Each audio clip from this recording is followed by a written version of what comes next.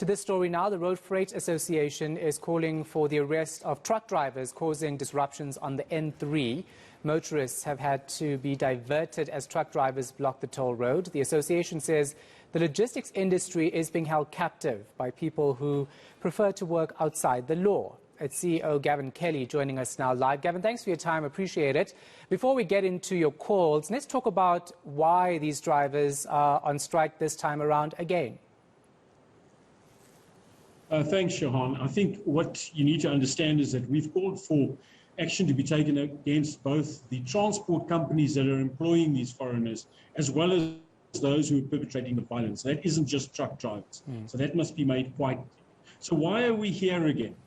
Well, it seems that this problem that first raised its head about 3 years ago, and it wasn't around only 3 years ago, it's been around for some time, but the first time the violent actions were taken around about 3 years ago, you'll recall at the Tugela toll plaza where trucks were burnt and looted. Government then set up a task team to deal with this, and the solutions were looked at. What were the causes that had created this, and what were the solutions, what were the proposals? And since then, with those proposals being put on the table, a plan of action having been identified, and the various other meetings that have happened over the next couple of years since that time, we still have not solved the issue. And the issue remains the illegal foreigners, in our case, in our industry, who are pushing out the South African citizens from work. That is the narrative that has been sold, and that's the issue that we need to deal with. Yeah. So all this time later, what would you say are the stumbling blocks in actually getting a solution to this? Well, it would seem, Shahan, that there hasn't been a political will to actually do what needs to be done.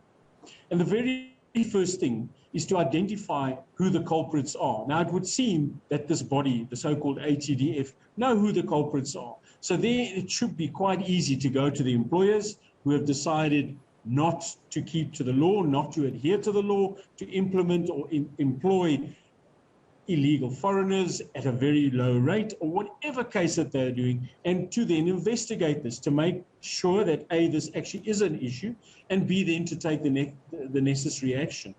The second thing is that we cannot continue to have this sort of looting and violence perpetrated on our roads. It is killing South Africa economy. It is killing South Africa as a destination or a transit country through which you would take your goods. We've already seen examples of goods leaving our country and using our neighboring countries to be exported through the airports. We cannot have this continuing. Business confidence has gone down. And then, of course, our very citizens are being targeted. And then over the last couple of years, a number of people have been killed. No arrests for murder. Nothing being resolved in terms of it. Yeah. And lastly, let's talk about the impact of this route being closed, even if it's just for a day, so we can get the context of it. Well, when you close the N3 highway, you immediately stop, on average, every day about 3,500 trucks heading north and about 3,500 heading south. That's about the average. There are busier days and there are quieter days. So there's already 7,000 trucks. We're not talking about light motor vehicles. We're not talking about taxis and buses and all other sorts of vehicles moving, farmers' vehicles moving just between their farms, short hauls and what have you.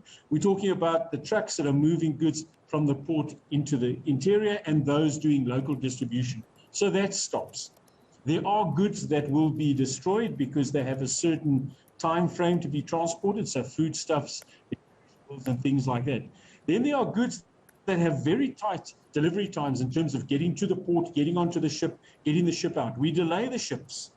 Now the ships don't want to stop in South Africa anymore because what was a 1 day or a 2 day stop has now become a 7 day stop. There are problems in the ports. There are problems on the roads.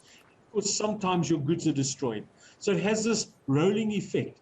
It's probably cost us a couple of $100 million already in delays. We've had looting happening on the route. We've had drivers intimidated and injured. So there are going to be these costs already. Yeah. All right. Thank you so much for your time and your insight. Appreciate it. Road Freight Association CEO Gavin Kelly.